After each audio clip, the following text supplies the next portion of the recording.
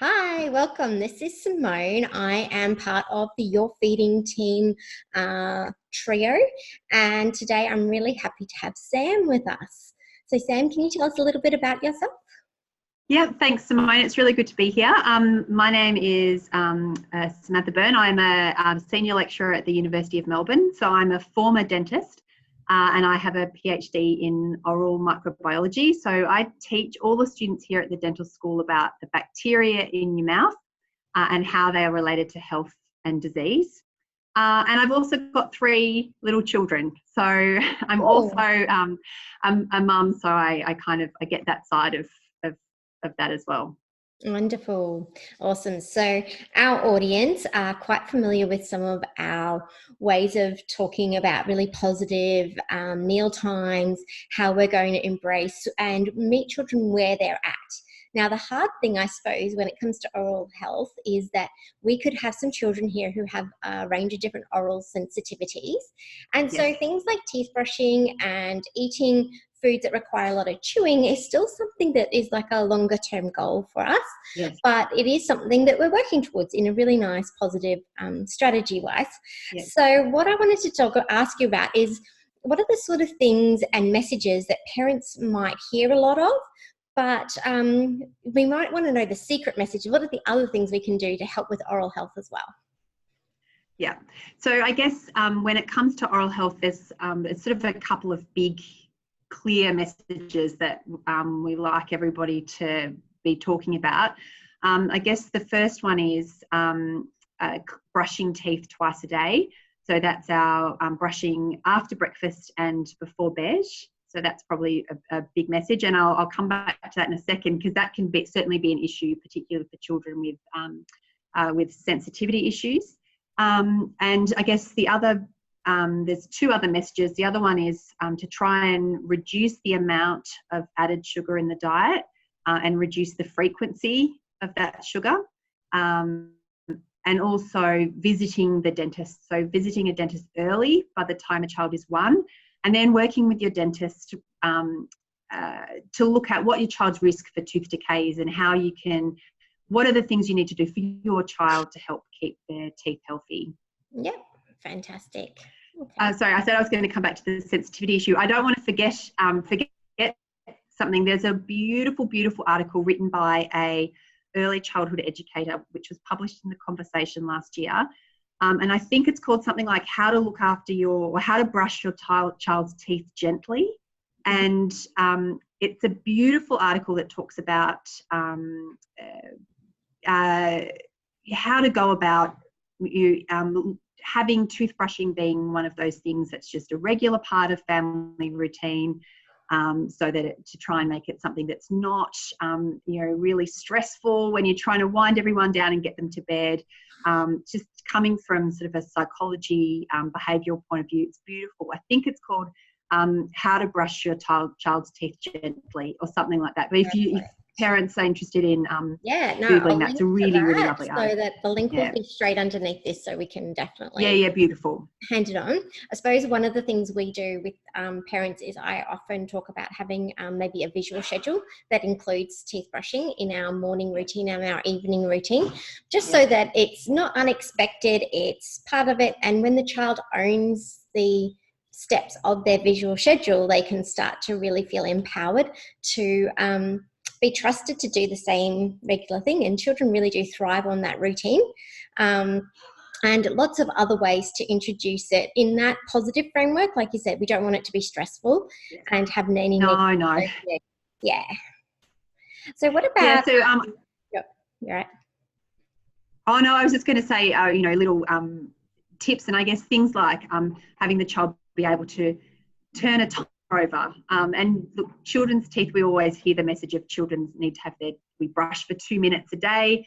Actually, children have got so few teeth that you don't really need to spend the full 2 minutes. So I think that can be really stressful, thinking, we haven't been here for 2 minutes yet. But actually, if you've had a good go for 30 seconds, 40 seconds, sometimes that might be all that's needed. But that being able to actually, I've turned the timer over myself, and the child being able to have a go of cleaning first, cleaning parents' teeth, all of those. Just, having them be in control of the situation a bit more. Yeah. And I suppose when it comes to the sugar message we hear a bit, it can get really disheartening if our child really only prefers sweet foods. And this can come from a whole range of different root causes into their picky eating. So I might just pause that. Hold on a second. Yeah. So with the sugar message that we have and reducing sugar, it can feel a bit disheartening. But what I have loved about your approach, Sam, is that you have some other things that will help us with increasing our saliva and making sure our teeth aren't in sugar all the time to help us with oral health. Yeah. So I think definitely one of the big messages for oral health is reducing the frequency and amount of sugar. And we're really talking about foods with added sugar. It's definitely not a message to eliminate sugar from the diet, and I think that's really important, that we eat food, and that that the way we share food, and particularly food with sugar in it as part of birthdays and things like that, is something we need to be able to celebrate and not feel is a problem. Definitely reducing sugar is important. But like you said earlier about having sort of gaps between eating, having sweet foods with a meal is one way to help protect teeth, as opposed to snacking on things constantly. So having that sweet food while you're eating other things, choosing water to drink to help wash sugars away, and then trying to incorporate foods which do require lots of chewing but don't have added sugar. So things like moving towards things like fresh fruit and vegetables that require lots of chewing, that have lots of saliva around to help keep the teeth sort of protected from tooth decay. Yeah. So I like the point you've made before that I've seen online, is that whole fruit is actually not so bad because it's not that free sugar that's on our teeth, and because we're chewing on the fruit, it's not a bad sugar to have on our teeth as much, and that our saliva does such a great job in our mouth for oral health as well. So is there anything about saliva that our parents should know? That it's like magic. I mean, it's mostly water, but it's just got this little 1% of proteins and minerals in it, which really help throughout the day, so that that those breaks you have between eating, that time is when saliva comes in and really is able to repair any of the damage that might have occurred during eating. And that's normal. I mean, we all have that fluctuation of damage and repair on our teeth all the time, and that's completely normal. But that's when the saliva can come in. So that's where making sure if you're hydrated, you've got plenty of saliva, and anything that requires chewing and the mouth moving is one of the big things that helps saliva to be produced. Wonderful. And certainly for older children, and certainly for as children move into teenagers, being able to use sugar-free gum is a really great way of harnessing the power of saliva for helping repair teeth. Fantastic.